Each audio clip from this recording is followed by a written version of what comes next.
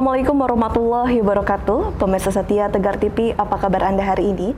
Semoga selalu sehat dan senantiasa menerapkan protokol kesehatan selama menjalankan aktivitas di tengah pandemi COVID-19. Saya Salwa Sakinah kembali menyapa Anda dalam program Dialog Spesial hari ini.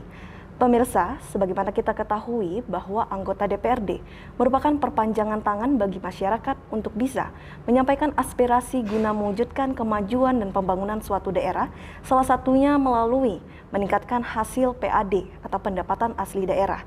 Dan tentu hari ini kita akan membahas mengenai PAD bersama anggota Komisi 1 DPRD Kabupaten Lampung Tengah dari fraksi PKS atau Partai Keadilan Sejahtera.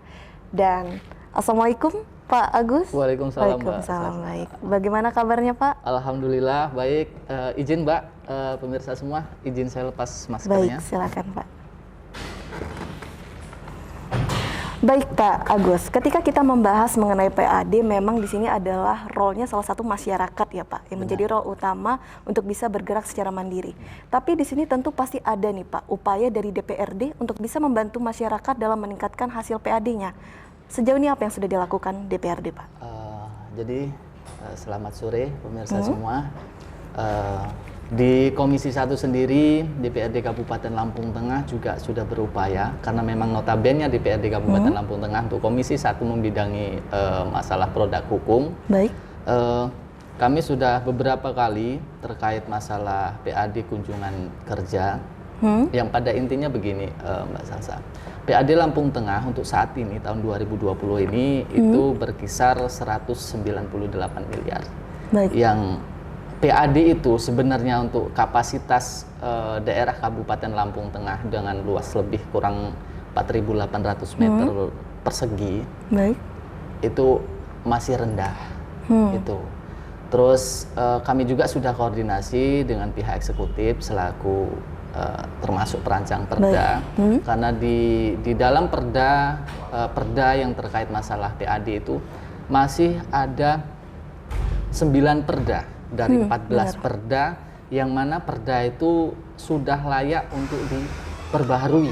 Untuk diperbaharui. Itu. Jadi untuk Lampung Tengah masih mengadopsi beberapa perda yang notabene perda itu sudah tidak layak untuk digunakan untuk di Lampung Tengah. Kemarin kami sudah komunikasi dengan pihak eksekutif, cuman terkait perda itu kita berbenturan lagi dengan aturan masalah Undang-Undang Cipta Kerja. Baik, Ciptaker. Terkait masalah PAD, kita lebih spesifik lagi, itu bisa didukung terutama terkait masalah tingkat bawah. Baik. Itu ada di kampung, PAD kampung, yang mana masing-masing wilayah kampung itu juga memiliki PAD dengan budget target masing-masing. Benar sekali. Itu Mbak. Lalu program-program yang memang khusus digerakkan untuk bisa meningkatkan hasil PAD yang tadi tergolong rendah itu apa Pak? Kalau itu kan tadi tergolong legislasi ya Pak, ya, mengenai perda yang harusnya diperbaharui. Benar. Ataukah ada program lainnya? Jadi secara spesifik? Kami Komisi 1 juga menyarankan. Ke kampung, masalahnya untuk era sekarang itu terkait masalah perda memang sangat penting karena di situ mengatur apa yang harus dilakukan oleh pemerintah Kabupaten Lampung Tengah. Salah satunya terkait masalah PAD yang ada di kampung. Baik, jadi untuk tahun 2021 sekarang lagi booming Mbak yang namanya keluarga Genpi. Keluarga Genpi, ya, benar sekali. Gerakan Pariwisata Indonesia, yang mana itu ada di bawah langsung Kementerian Pariwisata dan Ekonomi Kreatif. Dari hal itu, apabila kampung bisa mengembangkan terkait masalah unggulan-unggulan apa yang mungkin menjadi titik tolak ukur nih, kampung A dominin dengan usaha wisata apa, itu juga bisa menjadikan salah satu PAD untuk income kampung. Baik, untuk income kampung. Saya di Dapil 2 itu ada di ujung timur Kabupaten Lampung Tengah, itu ada yang namanya Kampung Cabang. Baik. Di situ beserta aparatur kampung dan BUMDes kampungnya itu sudah membentuk yang namanya Taman Alam Wisata Jaya Lestari. Dan signifikan memang, yang notabene dulu kampung itu sangat sepi. Sangat sepi, tidak ada pengunjung. Cuman dengan ekonomi kreatif itu tadi yang diguguskan oleh Pak Sandiaga Uno selaku menteri, itu signifikan. Jadi mulai dari pendapatan kampung, termasuk salah satunya mata pencaharian masyarakat sekitar juga mendukung. Baik, sebagai sumber pendapatan ya Iya, Pak? benar sekali Mbak.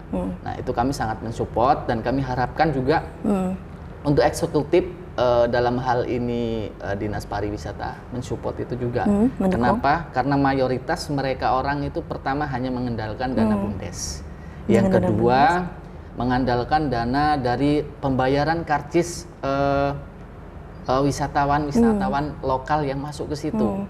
Nah, cuman dari hasil itu tadi ada mereka orang setor ke kas kampung, yang mana itu menjadi salah satu pendapatan dari kampung. Dari sendiri. kampung. Gitu. Lalu namun bagaimana kalau untuk pelaksanaan program unggulan yang tadi Genbi yang sudah dicanangkan itu menggunakan anggaran yang memang murni dari APBD atau bisa partisipasi nih Pak dari tokoh masyarakat mungkin?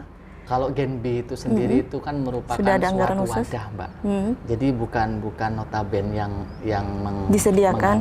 menganggarkan atau membutuhkan anggaran. Di situ memang ada semacam komunitas lah dia, semacam komunitas. Untuk Lampung Tengah sendiri mungkin juga akan segera dibentuk karena sementara ini yang saya tahu itu masih Genbi Provinsi Lampung. Masih Genbi Provinsi Lampung. Cuman dari ide-ide kreatif dari teman-teman kita, keluarga kita yang ada di Genbi, apabila itu diterapkan di kampung, saya yakin ekonomi kreatif kampung menjadi tolak ukur, menjadi salah satu sumber pemasukan Menjadi sumber yang ada pemasukan. di kampung. Karena Bapak melihat itu sangat berpotensial Sangat ya berpotensi, apalagi dengan kondisi yang sekarang ini. Setelah kita hampir 2 tahun dikondisikan dengan hal-hal yang mungkin ada sebagian ketakutan dengan kondisi COVID pandemik ini, ditambah aturan-aturan mungkin yang dari pemerintah tujuannya baik, cuman ada beberapa yang memang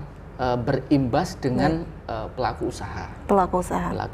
Dengan munculnya ekonomi kreatif di salah satu kampung yang tadi saya sebutkan itu di Kampung Cabang, itu banyak dari UMKM sekitar mulai terbangun, pemasukan income daerah di sektor kampung ada, yang pasti kas untuk pengelola dalam hal ini itu BUMDes juga bertambah. BUMDes, oke. Baik, selain dari program tersebut, apakah memang sudah ada nih Pak kampung yang memang benar-benar menghasilkan PAD sendiri selain dari sektor pariwisata yang dimanfaatkan? Sebenarnya masih banyak, Mbak. Masih banyak? Kami juga ada BUMDes yang ada di Kecamatan Kalirjo. Bahkan itu sudah go nasional dalam hal ini. BUMDes yang ada di kampung tersebut dengan produk yang dia ciptakan sudah membawa nama baik kampung ke tingkat nasional dan yang pasti apabila BUMDes yang ada di sekitar kampung itu berjalan terus hasil dari ekonomi kreatif dari masyarakat itu ada, saya yakin itu juga akan menjadi salah satu sumber penghasilan daerah dari sektor kampung. Baik, bagus, perbincangan sangat menarik Pak, namun kita nanti akan lanjutkan lagi ya perbincangan kita. Dan untuk pemirsa jangan kemana-mana karena kita masih berdialog bersama anggota Komisi 1 DPRD Kabupaten Lampung Tengah setelah jeda pariwara berikut.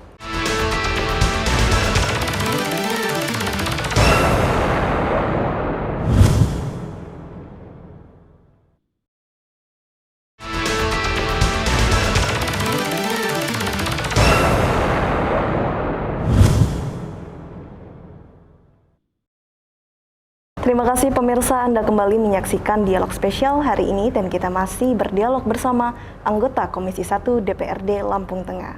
Baik Pak Agus, kita lanjutkan kembali ya Pak perbincangan kita. Tadi di awal kita sudah sempat menyinggung mengenai hasil PAD kampung yang memang masih dikategorikan rendah. Namun dari perspektif Bapak atau dari kacamata Pak Agus melihatnya, apakah hasil PAD tersebut sudah optimal digunakan untuk kepentingan kampung? Kalau terkait masalah optimalnya, Mbak, itu tergantung lagi dari SDM. Masalahnya tidak kita pungkiri. Tidak dipungkiri. Kampung-kampung yang ada di Lampung Tengah ada yang sangat menonjol dalam segi pembangunan, didukung dengan PAD, ada yang kurang menonjol dan bahkan juga mungkin ada yang memang kurang berperan aktif terkait. Kurang berperan aktif. Gitu. Tapi biasanya dialokasikan untuk pembangunan apa, Pak? Biasanya kalau terkait masalah anggaran yang ada di kampung, itu juga menjadi salah satu sorotan kami di Komisi 1. Masalahnya begini, Anggaran kampung itu memang anggaran pusat yang diturunkan langsung dari pusat ke kampung. Nah, terkadang ada beberapa yang memang mungkin dari kampung itu tadi untuk kegiatannya hanya berkonsentrasi terhadap pembangunan infrastruktur, tanpa memperhatikan kalau kita membuat ide kreatif lagi menggunakan anggaran yang memang sesuai dengan ketentuan bisa digunakan untuk segi ekonomi kreatif yang memungkinkan bisa menimbulkan dampak lebih untuk penghasilan kampung dalam hal ini PAD, itu masih kurang untuk dilakukan. Masih kurang. Iya. Baik. Tuh, kami sangat mendorong sekali terkait masalah itu, terutama tingkat kesadaran aparatur kampung. Karena kesadaran aparatur kampung. Mayoritas aparatur kampung itu tadi untuk menjadikan suatu kampung itu menjadi kampung unggulan, orang hanya berobjeknya itu pembangunan ditingkatkan tanpa sedikit memikirkan terkait masalah itu tadi, Mbak, ekonomi kreatif yang harus dibuat di kampung ini apa aja. Itu makan kalau seandainya ada satu kampung yang mungkin ekonomi kreatifnya itu memang benar-benar bagus, insya Allah untuk pembangunan itu juga akan diiringi oleh APBD daerah. Itu. Namun masalah yang ditemukan apakah hanya sekedar bahwa kurang inisiatif dari aparatur kampung, Pak? Apakah tidak ada hal lainnya mungkin terkait anggaran atau kalau di kurangnya kami dukungan? Lebih spesifik menyoroti terkait masalah SDM, Mbak. Masalah itu. SDM. Kami di Komisi 1 terakhir itu membahas masalah terkait perekrutan aparatur kampung. Yang mana diisyaratkan di Perda yang ada di Lampung Tengah, standar minimal sesuai dengan aturan Permen itu adalah tingkat SMA. Cuman di Lampung Tengah khususnya masih ada kampung yang memang aparatur kampung itu tidak semuanya aparaturnya dari tingkatan SMA. Dari tingkatan SMA. Padahal di aturan sudah jelas. Memang dulu di aturan yang ada di 2015 diberi selah untuk aparatur kampung yang belum memiliki tingkatan SMA sederajat untuk menempuh pendidikan. Cuma dengan aturan yang baru di tahun 2019 itu sudah diputus, yang artinya apabila di situ aparatur kampungnya memiliki SDM yang cukup, maaf dalam hal ini kami menyampaikan SDM itu tidak hanya bagaimana kita melayani masyarakat, bagaimana kita melayani warga, bukan hanya sebatas itu. Bukan hanya sekadar itu. Benar, karena SDM apabila itu dikembangkan, memanfaatkan ADD yang ada di kampung, lebih bagus lagi, lebih ke ekonomi kreatif itu tadi, saya yakin jangankan sektor pendapatan kampung, PAD kampung, sektor penghasilan masyarakat sekitar terkait UMKM pun akan berkembang di situ. Tapi kalau Bapak melihat sebenarnya apa saja sih Pak yang menjadi kira-kira bersifat potensial mengenai objek penghasil PAD kampung? Banyak sih, Mbak. Banyak? Kalau mayoritas objek kampung itu kan didominin dengan situasi kampung itu sendiri. Baik. Kayak contoh yang saya sebutkan di awal tadi, Taman Wisata Jaya Lestari, itu dia ada di pinggiran sungai. Jadi dia memanfaatkan alam sekitar pinggir sungai untuk menjadi salah satu ekonomi kreatif, menimbulkan dampak PAD dan UMKM sekitar juga hidup. Itu mungkin nanti bisa ditambahkan kondisi yang ada di sana. Kondisi yang ada di sana. Tahun kemarin saya sudah coba datang dengan teman-teman media juga untuk meliput di sana. Supportnya bagus. Supportnya bagus dari teman-teman media. Tinggal nanti profitnya dari pihak kabupaten yang memang saya sudah melihat di sana juga ada peran penting dari Dinas Perhubungan, terlebih Dinas Pariwisata terkait objek itu. Cuman mungkin untuk dukungan anggaran biaya yang bisa mensupport UMKM tersebut mungkin yang kurang di situ. Kurang. Namun apakah anggaran misalnya ADD dan ADK sudah ikut berpartisipasi? Sudah ikut menyumbangkan untuk bisa mengolah objek tersebut? Kalau untuk objek wisata tersebut sudah. Cuman kan memang keterbatasan, Mbak, terlebih dengan adanya pandemi COVID, balik lagi ke pandemi COVID, ada beberapa anggaran yang harus dialihkan untuk refocusing ya. Cuman kalau untuk pelaksanaan ADD sudah ada yang dilaksanakan ke ekonomi kreatif tersebut melalui taman wisata yang urus oleh BUMDes kampung tersebut. Oleh BUMDes. Tuh. Tapi apakah sudah dipersiapkan Pak untuk mengenai inovasi ke depannya nih? Yang Sudah. kira-kira sebagai apa? Mungkin bisa diberi bocoran nih Pak. Jadi gini, saya sempat terakhir ke sana bulan kemarin, itu yang saya anggap apa ya? Karena posisi kondisi kampung tersebut ada di pinggiran timur Kabupaten Lampung Tengah yang memang berbatasan langsung dengan muara laut. Benar. Di situ ada wisatawan dari Bandung, dari Jakarta, dari beberapa tempat lain yang notabene di luar provinsi Lampung, mengharapkan ada tempat homestay-nya. Homestay. Paling nggak penginapan yang tingkatannya paling nggak bintang kelas 3, bintang kelas 4 lah di situ untuk fasilitasnya. Itu yang memang kemarin dari teman-teman pengurus, karena kebetulan saya juga masuk di situ, itu yang sedikit keberatan buat kami karena berbenturan lagi dengan anggaran pengadaan itu tadi. Baik. Gitu. Cuman kalau untuk harapan saya untuk kampung-kampung yang ada, terutama Bapak Ibu Kepala Kampung, aparatur kampung, harapan saya manfaatkan ADD untuk menciptakan kampung yang ekonomi kreatifnya itu lebih unggul. Benar. Jadi jangan berobjektif hanya pembangunan. Itu Benar penting. sekali. Cuman dari ekonomi kreatif itu akan banyak yang didapat oleh kampung Bisa itu didapatkan. sendiri. Intinya untuk masyarakat jangan loyo ya, meskipun di Benar. tengah pandemi ya Pak. Benar. Dan kami selaku Komisi 1 akan Siap. mengadakan pengawasan langsung. Pengawasan secara langsung. Apabila di situ memang ada kepala kampung atau aparatur kampung yang melanggar ketentuan, yang memang menggunakan jabatannya dengan hal-hal yang melanggar aturan, kami akan mengadakan tindakan langsung. Baik, luar biasa sekali, menarik sekali Pak Agus. Tapi nanti kita lanjutkan lagi ya Iya. Pak perbincangan kita. Dan untuk pemirsa jangan kemana-mana, nanti kita akan berdialog lagi bersama Komisi 1 DPRD Lampung Tengah setelah jeda pariwara berikut.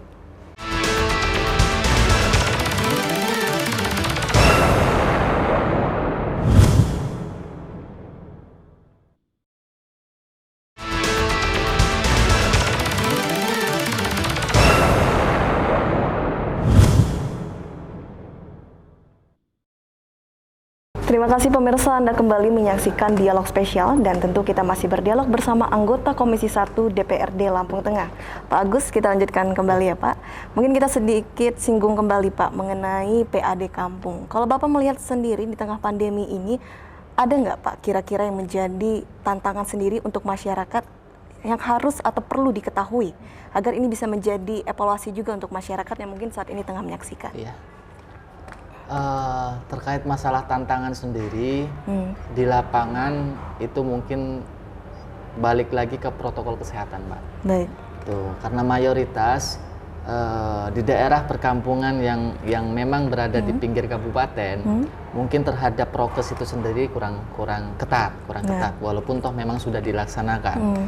Contoh, misalnya wisatawan A ingin masuk ke tempat wisata. Baik. Mungkin akses masuk ke mereka orang ke tempat wisata, prokes dijalankan. Cuma setelah berada di tempat wisata, nah itu mungkin tantangan. Benar. Tuh, terus yang lain juga rasa ketakutan masyarakat Benar. terkait itu sendiri. Karena menurut saya pribadi, tingkat kesadaran masyarakat terhadap bagaimana menyikapi pandemi COVID itu sendiri itu belum maksimal. Dalam arti seseorang terhadap COVID itu masih ada yang bahkan ketakutannya yang berlebih. Itu padahal kalau kita sikapi, asal kita melaksanakan yang dianjurkan prokes dari pemerintah itu juga insya Allah tidak menjadi suatu masalah. Baik. Sehingga yang disarankan adalah seketat mungkin untuk tetap menjalankan protokol kesehatan meskipun sedang melakukan atau memaksimalkan hasil PAD kampung. Baik Pak Agus, mungkin kita akan berbicara mengenai topik yang sedang hangat dibicarakan Pak. Mungkin kira-kira saya ingin bertanya nih mengenai dari perspektif Pak Agus sendiri melihat fenomena atau rekrutmen P3K yang saat ini penuh kontroversi. Mungkin bisa diberi sedikit pandangannya Pak? Jadi gini, terkait masalah P3K khususnya di Lampung Tengah, kami di Komisi 1 sudah 2 kali mengadakan hearing dengan 3 SDM. yang mana di BKSDM itu berdasarkan Menpan RB nomor 665 tahun 2021 terkait masalah perekrutan pegawai aparatur sipil, baik itu CPNS ataupun P3K. Lampung Tengah mendapatkan kuota yang saya anggap cukup besar, besar. sekitar 3.269. Yang mana di situ memang terbagi dari beberapa unsur tenaga, diantaranya guru, terus tenaga pengawas dari pertanian, kesehatan itu. Cuman di sini memang ada beberapa kendala, Mbak. Masalahnya di Lampung Tengah ini kurang lebih teman-teman guru kita yang guru honor di Lampung Tengah itu kurang lebih hampir mencapai 9.000. 9.000 dengan kuota dari Menpan EB itu sekitaran 3.200-an. Jadi kurang lebih sekitaran ada 6.000 yang masih menjadi PR pemerintah Kabupaten Lampung Tengah. Itu. Terkait masalah juklak juknisnya, kemarin memang sudah keluar yang kemungkinan kalau tidak salah itu sekitaran tanggal 31 Mei untuk proses pendaftaran seleksi segala macam itu masih ada pengunduran jadwal. Itu. Cuman saya harapkan, saya pesan untuk teman-teman saya, guru-guru honor, manfaatkan ini karena di situ kemarin penjelasannya bakal ada 3 sesi. Yang mana sesi pertama itu memang diprioritaskan terhadap guru-guru yang memang sudah memiliki kompetensi. Sudah memiliki kompetensi yang sudah diprioritaskan. memiliki kompetensi, Mbak. Di situ baik dari masa bakti, jumlah jam mengajar, ataupun sertifikat yang dimiliki oleh guru honor tersebut. Dan Komisi 1 kemarin setelah hearing dengan BKSDM memberikan beberapa catatan, salah satunya perekrutan guru agama untuk non-muslim. Itu menjadi catatan kami yang mana selama ini saya pribadi juga belum pernah tahu ada guru non-muslim yang diangkat menjadi pegawai negeri sipil. Itu juga kami belum tahu. Dan kemarin kami coba bagaimana sih menyikapi hal itu. Untuk kuota yang diberikan kemarin untuk agama non-muslim itu untuk Lampung Tengah, maaf untuk teman-teman guru yang non-muslim hanya dapat satu kuota. Satu kuota untuk satu orang untuk Lampung Tengah. Cuman jangan berkecil hati, insya Allah kami di Komisi 1 akan tetap selalu mensupport, memperjuangkan teman-teman semua. Terus ada tambahan juga, Mbak, di sini terkait masalah di bidang pertanian. Jadi tenaga yang membidangi pengawas pertanian itu menjadi problemnya satu. Dari Kemenpan RB mengisyaratkan salah satu syarat untuk mendaftar adalah S1. S1 menjadi standar utama. Jadi memang sudah selayaknya itu untuk syarat itu. Cuman teman-teman kita yang sudah berbakti mengabdi terkait masalah TPL yang kita anggap lebih akrabnya lagi, Mbak, itu hampir mayoritas berijazah tingkat SMA. Itu dan itu kami akan tetap berusaha. Cuman kami anggap terlebih berat itu untuk mengusahakan. Cuman insya Allah kami akan tetap membawa aspirasi teman-teman honor ke pusat terkait perihal itu. Kenapa? Karena jujur, Mbak, dulu saya pernah honor jadi guru. Pernah mengalami ya, Pak? Bahkan honor non-guru administrasi juga pernah. Kurang lebih 12 tahun. Jadi teman-teman untuk tenaga honor, terutama pendidik, jangan berkecil hati. Insya Allah misal di tahun ini tidak bisa terekrut, kita usahakan syukur pemerintah itu memiliki dana lebih untuk tahun-tahun berikutnya.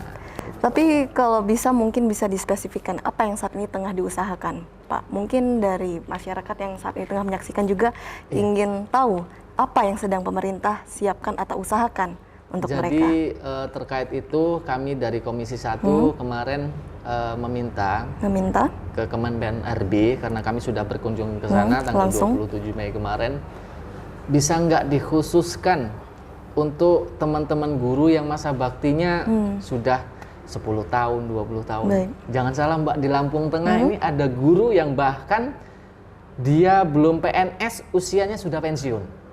Gitu, dalam arti dia sudah mengabdi menjadi tenaga pendidik itu sudah lebih dari 20 tahun. Banyak di sini Mbak yang seperti itu. Oke. Itu kita akan coba usahakan walaupun ada syarat-syarat tertentu, cuman di situ ada passing grade. Baik, itu tadi ada yang passing grade tertentu. kompetensi itu tadi. Semoga bisa membantu teman-teman syukur lebih mengutamakan dengan masa bakti yang lama. Baik, Pak Agus sehingga masih terus diperjuangkan ya Pak Insya untuk Allah, kepentingan insya masyarakat. Apalagi DPRD adalah perpanjangan tangan masyarakat. Benar sekali Mbak. Baik, Pak Agus mungkin bisa diberikan closing statement atau kesimpulan atau harapan dari Pak Agus untuk masyarakat yang mungkin saat ini tengah menyaksikan. Iya. Untuk pemirsa semua, saya tidak akan jenuh mengingatkan tetap patuhi protokol kesehatan, dan yang pasti dari awal tadi saya menyampaikan terkait masalah PAD Kampung, ekonomi kreatif. Saya harapkan itu diterapkan untuk aparatur kampung yang ada di Lampung Tengah lebih memacu lagi untuk berlomba menjadi lebih baik untuk kampungnya. Terus terkait masalah tenaga pendidik, tenaga guru, kesehatan dan pertanian, tetap berjuang. Terus berjuang. Nasib bukan ditentukan dengan status kita. Baik. Itu tetap berjuang, dan yang pasti selalu saya ingatkan jangan lupa bahagia. Baik, luar biasa sekali, sehingga dari sisi baik dari pemerintah, masyarakat, aparatur kampung itu harus saling kooperatif ya, untuk memperjuangkan, dan terakhir jangan lupa bahagia ya Pak. Jangan lupa bahagia. Baik Pak Agus, luar biasa sekali dialog kita hari ini, semoga Bapak sukses dan sehat selalu ya Pak. Amin. Dan untuk pemirsa, tidak terasa kita sudah berada di penghujung acara. Kita doakan semoga kampung-kampung yang ada di Kabupaten Lampung Tengah bisa selalu memaksimalkan potensi baik dari segi SDA ataupun SDM-nya untuk bisa meningkatkan hasil pendapatan asli daerah kampung. Dan saya, Salsakina, mewakili kru yang bertugas hari ini pamit undur diri. Wassalamualaikum warahmatullahi wabarakatuh. Sampai jumpa. Waalaikumsalam warahmatullahi wabarakatuh.